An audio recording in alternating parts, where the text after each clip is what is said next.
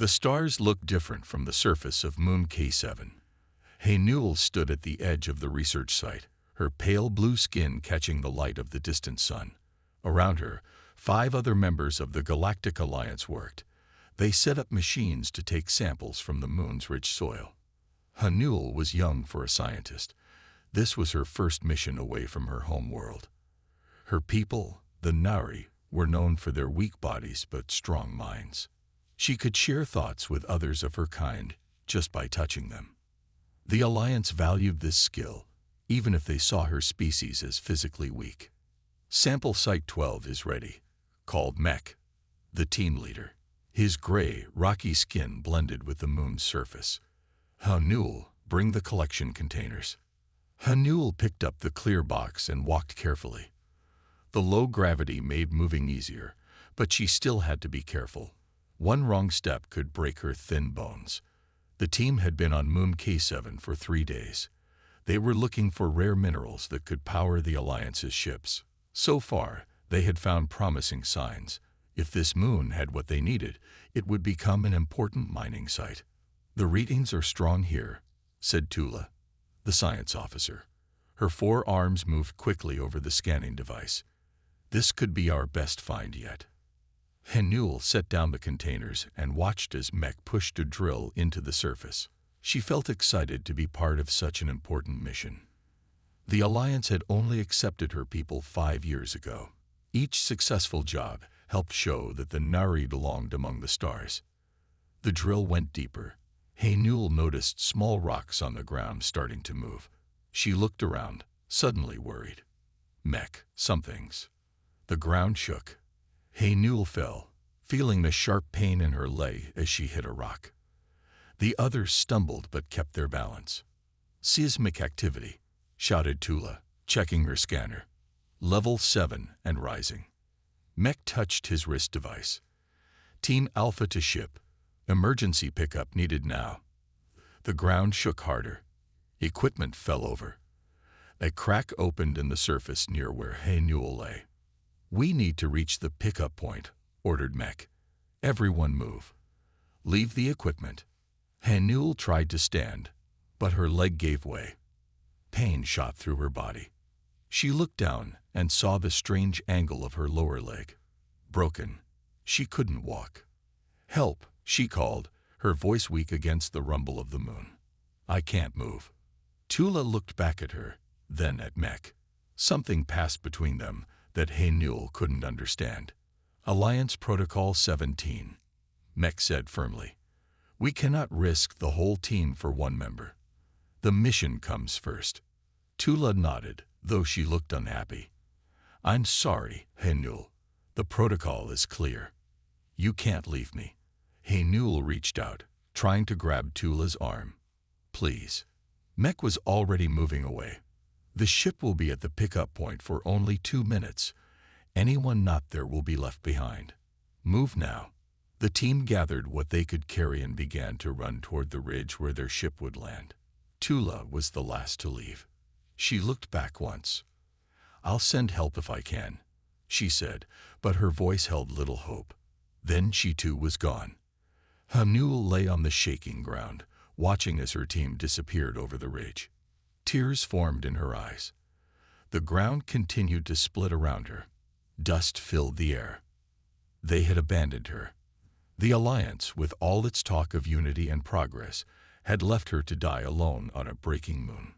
As darkness fell, Newell looked up at the strange stars and wondered if anyone would even notice she was gone. Taiwan sat inside the small human outpost on the far side of Moon K7. His eyes were fixed on a computer screen showing data from the moon's surface. Numbers and lines jumped up and down as the ground shook miles away. "Another quake," he said to himself. He took a sip of his coffee and pushed his dark hair out of his eyes. "Third one this week." Taiwan was the only human on this moon. Earth had sent him here 6 months ago to study the moon's strange rocks and report back. They wanted to know if humans could mine here someday. The job was lonely, but Taiwan liked the quiet. Most days, he turned in his chair and looked out the round window. The stars were bright against the black sky. Something caught his eye, a flash of light moving fast. He stood up and walked to the window. "That's not a meteor," he said, watching the light grow smaller. He grabbed his telescope and pointed it toward the moving object. Through the lens, he could see it clearly now. A ship. And not a human ship. Aliens? Here. Taiwan's heart beat faster. Humans knew that other beings lived among the stars, but meetings were rare. Earth's leaders were still trying to join something called the Galactic Alliance. Most aliens thought humans were too young, too wild to join their group. Taiwan watched as the ship flew away from the moon. It was leaving very fast, like it was running from something. He moved his telescope across the moon's surface, searching for what might have scared them away. The ground shook again, harder this time. His coffee cup fell off the desk. "Computer, what's the quake level at Site B?" he asked. "Seismic activity at Site B is level 8 and rising," the computer answered in its flat voice. "Warning, unstable ground conditions." Taiwan kept looking through his telescope. There, near a ridge, he saw something he didn't expect. Equipment left scattered on the ground. The aliens had been there, doing some kind of work. But why leave everything behind? He adjusted the telescope. Something moved near the left edge of his view. He focused the lens and gasped. There was a figure on the ground, small with blue skin that seemed to glow slightly in the dark. It wasn't moving much, but it was alive and alone. "They left someone behind," Taiwan said, not believing what he was seeing. During a quake. He stood up straight, his mind racing. The moon was becoming more unstable every hour. The outpost was safe, built to withstand the shaking. But out there, in the open, that creature wouldn't survive long.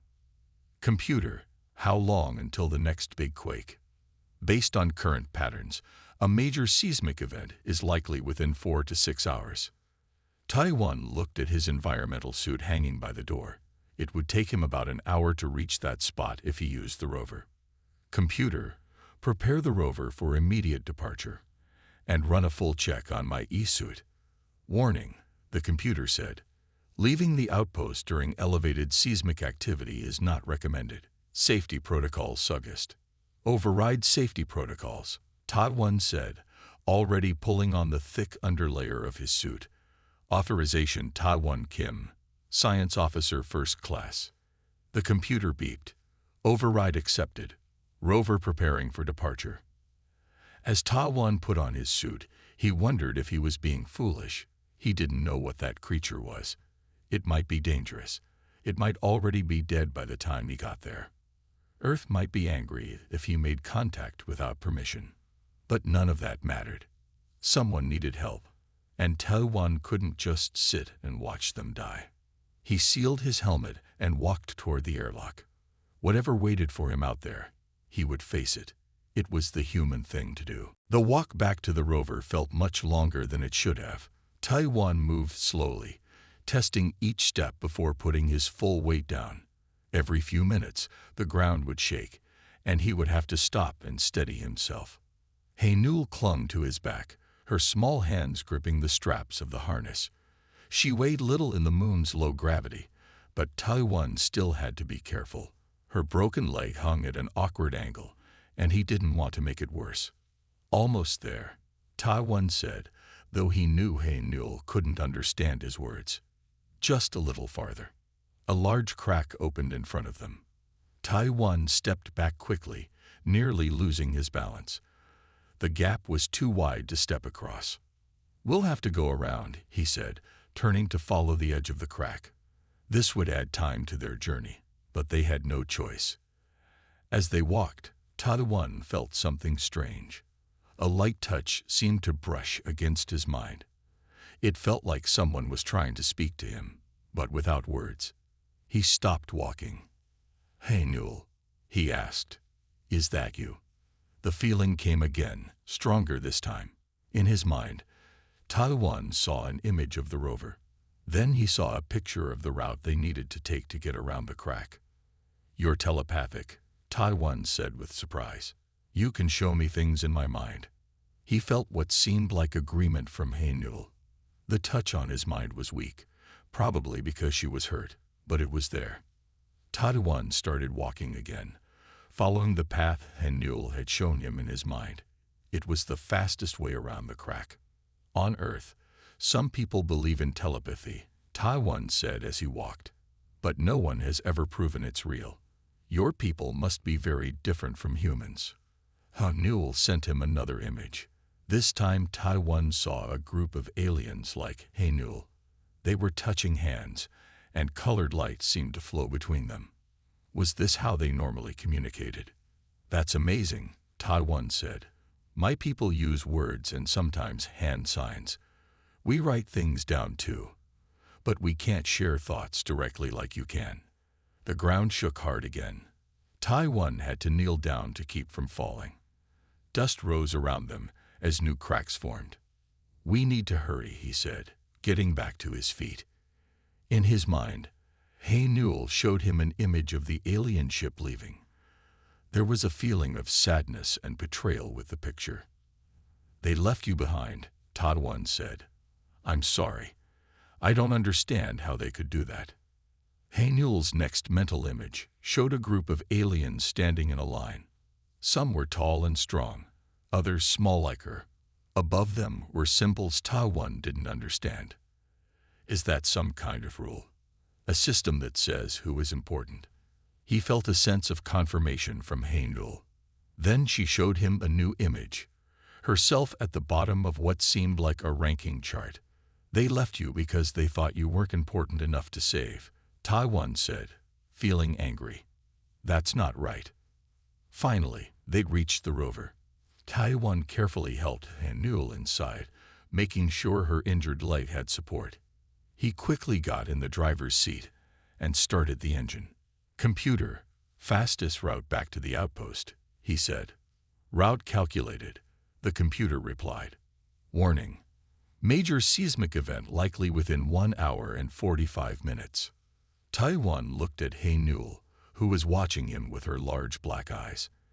In his mind, he felt her curiosity and confusion. Why did you save me? Her thoughts seemed to ask.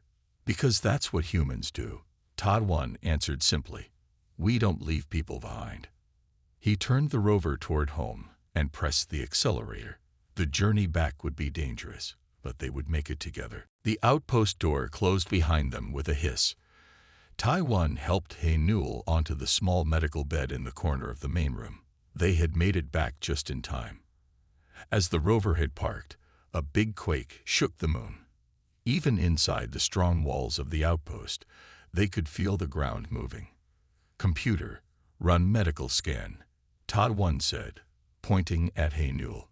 Unknown species, similar to humanoid. A soft blue light moved over Hainul's body. She watched with wide eyes, but didn't seem afraid anymore. Scan complete, the computer said. Subject has a broken bone in lower right leg. No other major injuries detected. Caution. Biology is unfamiliar. Standard human treatments may not be effective. Taiwan nodded. Can you suggest a general treatment plan? Recommend stabilizing the broken bone and allowing natural healing. Subject appears to have fast healing capabilities based on cell structure. Taiwan looked at Hainul. I need to fix your leg, he said slowly. He made a splint gesture with his hands. It will hurt a little, but then it will feel better. Hainul touched his arm lightly. In his mind, Taiwan felt understanding and trust. The feeling was stronger now that they were inside, and Hainul seemed more relaxed. Taiwan found the medical kit and took out what he needed. He worked carefully, cleaning the area around the break, and then setting the bone as gently as he could. Hainul's skin changed color when she felt pain, turning a deeper blue. But she didn't cry out or pull away. When he finished putting on the splint, Taiwan gave her something for the pain. He wasn't sure if human medicine would work for her, but the computer said it should be safe. There, he said when he was done. That should help. Hainul touched the splint with her long, thin fingers. Then she looked at Taiwan and placed her hand on his. A flood of images and feelings entered his mind. He saw Haynul's world, a place with purple skies and tall, thin buildings. He saw her people communicating by touch, sharing their thoughts directly. He learned that they were called the Nari, and that they were part of something called the Galactic Alliance. The Alliance, Ta-One said. Earth has been trying to join for years. Haynul showed him more. The Alliance had many different species, all working together, but they had strict rules about who could join. Humans were considered too unpredictable, too emotional. So that's why they won't let us in, Ta-One said. They think we make decisions based on feelings instead of logic. Haynul's thoughts seemed to agree. Then she showed him the moment when her team left her behind. In their minds, it was the logical choice. One life wasn't worth risking many. It was simple math to them. But that's wrong, Ta-One said. Every life matters. That's what we believe. Haynul seemed confused by this idea. Her people had always valued the group over the individual. The weak were less important than the strong. It was their way. Let me show you our way, Ta-One said. He went to the computer and pulled up videos and pictures from Earth. He showed Haynul humans helping each other during disasters. He showed her rescue teams risking their lives to save strangers. He showed her people giving food to the hungry, medicine to the sick. This is being human, he explained. We believe in helping each other. We believe everyone deserves a chance. As Haynul watched the images, her skin began to change color again. This time, it turned a soft pink.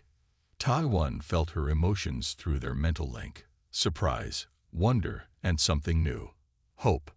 Outside, the moon continued to shake, but inside the outpost, two very different beings from two very different worlds began to understand each other. 3 days passed. Haynul's leg was healing fast, much faster than a human bone would. She could now stand with help, though walking was still painful. Her mental connection with Ta-One grew stronger each day. They could share thoughts easily now, and Haynul was learning some human words. The moon had stopped shaking so much. The big quake the computer warned about had come and gone. The outpost stood strong, just as it was built to do. Ta-One was making breakfast when the alarm sounded. Warning, the computer said. Ship approaching. Not Earth design. Ta-One looked at Haynul. Her skin turned a pale blue. The color he now knew meant fear. They came back, she sent to his mind. Ta-One went to the window. A ship much like the one he had seen leaving was now landing near the outpost. It was bigger than his rover, but smaller than Earth's space shuttles. Your people? He asked. Haynul shook her head. Her thoughts showed him that this was a different ship, but still from the Alliance. They will want to take me, she told him through their mental link. They will want to know what happened. Ta-One frowned. But they left you to die. They will say it was the right choice under Alliance rules. Haynul explained. But now they will want to know how I lived. And they will want to know about you. The ship landed. Through the window, Ta-One saw 3 figures step out. They were not like Haynul. One was tall with gray skin like stone. Another had 4 arms. The third was covered in what looked like green fur. Stay here, Ta-One told Haynul. I'll talk to them. Be careful, she warned. They do not understand humans. Ta-One put on his suit and went to the airlock. He stepped outside as the aliens approached. He kept his hands where they could see them, trying to look friendly. The stone-like alien stepped forward. It wore a small device on its chest. The device glowed, and then the alien spoke in a flat voice. I am Mech, leader of Alliance Science Team Alpha. We have come for the Nari scientist, Haynul. Our scans show she is alive inside your structure. She is recovering from her injuries, Ta-One said calmly. The ones she got when you left her behind. The 4-armed alien moved forward. You do not understand Alliance protocol. The mission must come first. One life cannot risk many. It was the logical choice. It was wrong, Ta-One said. Where I come from, we don't leave people to die. Humans, the furry green alien said, the word sounding like an insult, always letting emotions cloud judgment. This is why your kind is not ready for the alliance. Mech raised a hand to quiet the others. We thank you for saving the Nari. But now we must take her. She belongs with her own kind. Continued exposure to a primitive species like yours could contaminate her mind. Taiwan felt anger rising inside him. Primitive. We're the ones who went back for her. We're the ones who helped her when you ran away. The Nari is Alliance property, Mech said. Her knowledge is valuable. Her body can be studied to improve our understanding of her species. You will turn her over immediately. Property. Taiwan couldn't believe what he was hearing. Hey, Newell isn't property. She's a person. She has rights. This discussion is over, Mech said. The three aliens started walking toward the outpost door. We will take the Nari now. Move aside, human. Taiwan stepped in front of the door. No, you won't take her unless she wants to go. That's her choice to make, not yours. The aliens stopped. They looked at each other, clearly surprised by Taiwan's refusal. You would oppose the Galactic Alliance? Mech asked. Your entire planet seeks to join us. One human cannot stand against our will. Taiwan didn't move from the door. Watch me. Inside the outpost, Hey Newell watched through the window. She could feel the anger from both sides. The Alliance members were surprised that a human would stand against them. No one ever did that. Using her mental link with Taiwan, she sent him a message. I am coming out. Are you sure? He fought back. Yes, this is my fight too. Hey Newell took the walking stick Taiwan had made for her and moved slowly to the airlock. Her legs still hurt, but she could walk a little now. When the door opened, she stepped outside and stood beside Taiwan. Mech stared at her. Nari Newell, you will come with us now. Your time with this human ends today. Newell stood as tall as she could. I will not go. The four-armed alien named Tula moved forward. You are not thinking clearly. The human has affected your mind. This is why contact with primitive species is forbidden. My mind is clearer than ever, Hey Newell said. Her skin turned a bright yellow color, showing her anger.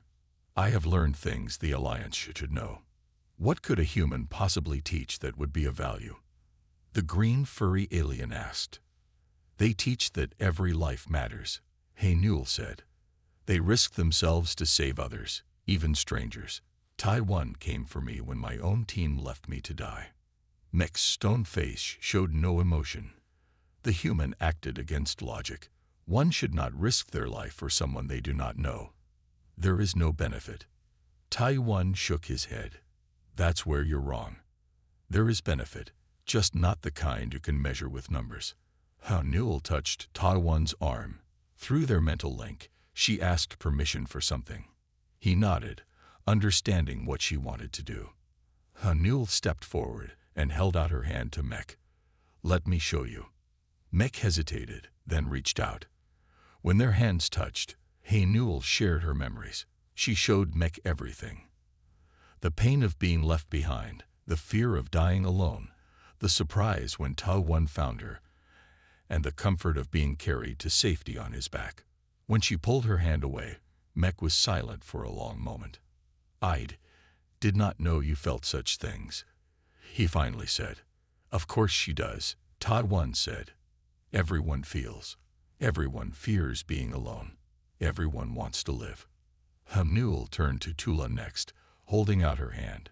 Tula took it, and Hey Newell shared the same memories. Then she did the same with the third alien. The Alliance thinks humans are too emotional to join, Taiwan said. But emotions aren't weakness. They're what make us strong. They're why I couldn't leave Hey Newell to die, even though it was dangerous to save her. Tula looked at Hey Newell with new eyes. Is this true? Did the human risk his life just because it was right? Yes, Hey Newell said. And he asked for nothing in return. This is what humans do. Mech seemed troubled. The Alliance has rules. Protocol 17 is clear. We leave behind those who cannot keep up. It is efficient. It's wrong, Taiwan said firmly. And deep down, you know it's wrong. That's why you came back for her. Not just for information or study, but because leaving her behind bothered you, even if you won't admit it. Mech was quiet again. Then he looked at his companions. Perhaps there are times when Protocol 17 should be reconsidered. The green alien made a surprised sound. You would question Alliance rules because of one human's actions. I question them because of what Hanuel has shown me, Mech replied. I felt what she felt. I saw what she saw. The human's actions. They make me think. Hanuel stepped forward again. I will not go with you. Not today. I have more to learn here. More to share with Taiwan. And when I return to the Alliance, I will bring these lessons with me. The three aliens looked at each other. This had never happened before. No one refused Alliance orders. This will cause problems, Tula warned. Good, Hanuel said, her skin now a calm blue. Some problems need to happen. 2 weeks passed. The Alliance ship remained near the outpost, watching but not interfering. Mech and his team reported back to their leaders about what had happened. Nobody knew what would come next. One morning, Taiwan's communication system beeped. It was a message from Earth. Science Officer Taiwan Kim, said the serious face on the screen. This is Director Chen from Earth Space Command. We have been contacted by the Galactic Alliance regarding your situation. Taiwan sat up straight. Hanuel watched from across the room, her skin turning a worried purple color. Sir, I can explain, Taiwan began. You've created quite a problem, Director Chen said. The Alliance says you're holding one of their scientists against their will. That's not true, Taiwan said. Hanuel chose to stay. Her team abandoned her during the quakes. I saved her life. The director's face softened a little. Yes, we know. The Alliance actually told us that part too. It seems there's some debate happening among their leadership about the incident. Debate? Taiwan asked. Your actions have caused quite a stir, Director Chen explained. Some in the Alliance are questioning their protocols. Others are angry that a human would interfere. Either way, this has become a diplomatic issue. The first real test of human-Alliance relations. Hanuel moved beside Taiwan, so the camera could see her. Tell your leaders that I stay by choice, she said in her now improving human speech. Tell them Taiwan shows what humans truly are. Director Chen looked surprised to see Hanuel speaking. We will make that clear in our talks, he said. In the meantime, Taiwan, a ship is being sent to bring you both back to Earth. The Alliance has agreed to continue discussions there. When the call ended, Taiwan looked at Hanuel. Are you okay with going to Earth? Her skin turned a happy shade of green. Yes, I want to see your world, and I want to help humans join the Alliance, but on better terms. 3 days later, an Earth ship landed near the outpost. The captain greeted Taiwan with respect, but seemed nervous around Hanuel. Don't worry, Taiwan told him. She's friendly. It's not that, the captain said quietly. It's just, this is important. The Alliance has sent representatives to Earth. There are talks happening about changing how they view humans, all because of what you two did here. As they prepared to board the ship, Mech approached from the Alliance vessel. Hanuel, he said, his stone face as blank as ever. The Council wishes me to tell you that you will not be punished for your choice. Some believe you may have found something valuable in these humans. I have, she said simply. And you, human, Mech turned to Taiwan. Your actions were unexpected. They do not match our understanding of your kind. Taiwan smiled. Maybe you didn't understand us very well to begin with. Perhaps not, Mech admitted. My team will follow your ship to Earth. There is much to discuss. On the flight to Earth, Hanuel spent hours looking out the window at the stars. She had never been to a human world before. No Nari had. She would be the first. "Are you nervous?" Ta Wan asked her. "Yes," she admitted, "but also excited. Your people will have many questions. And we'll answer them together," he said. This could change everything between humans and the Alliance. Haenul's skin turned a color Ta Wan hadn't seen before, a soft gold that seemed to glow from within. "On my world," she explained, "this color means hope for the future." As Earth came into view, a small blue-green gem in the darkness, both Ta Wan and Haenul knew that what had started with a simple act of rescue was now something much bigger. It was the beginning of understanding between two very different ways of thinking about the universe. And it had all begun because one human refused to leave a stranger behind. 6 months had passed since Ta Wan and Haenul arrived on Earth. Today was an important day. The first official human delegation was going to the Alliance Central World. Ta Wan straightened his formal uniform as he waited in the launch bay. "Nervous?" asked Director Chen, who stood beside him. "A little," Ta Wan admitted. "I never thought I'd be part of something this big." "You earned it," Chen said. "Your actions changed how the Alliance sees humans.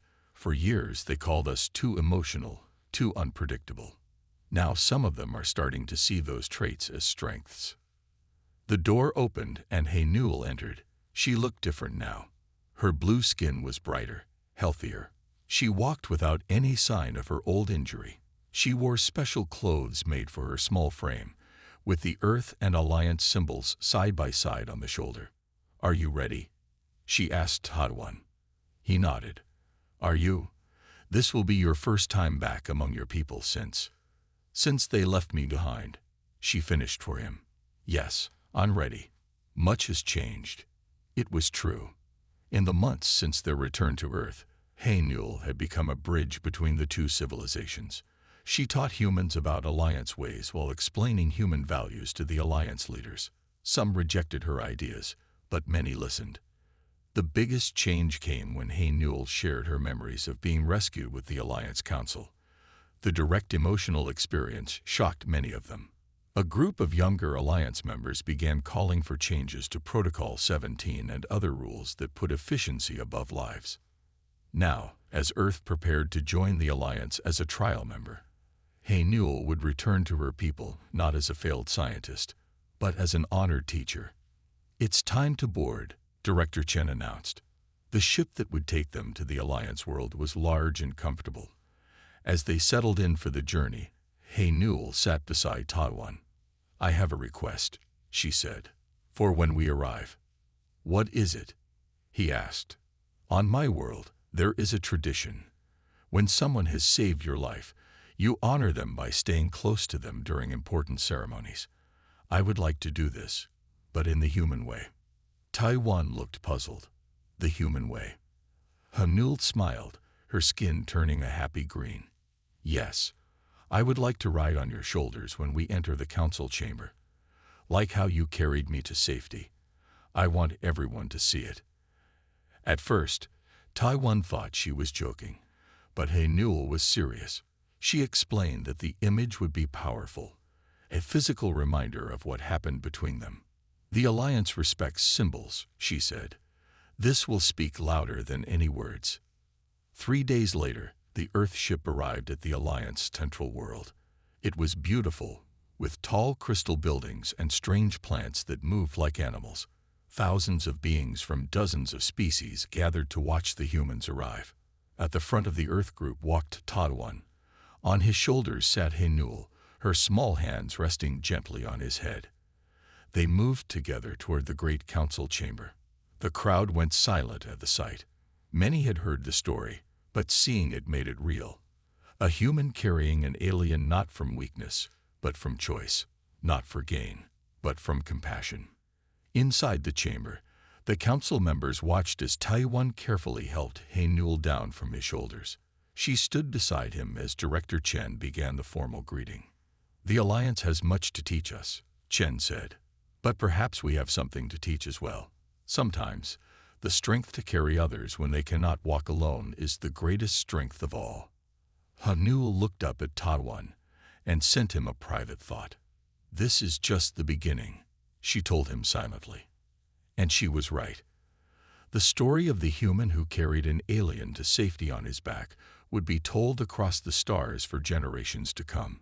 A simple act of kindness that changed the way two civilizations saw each other and themselves.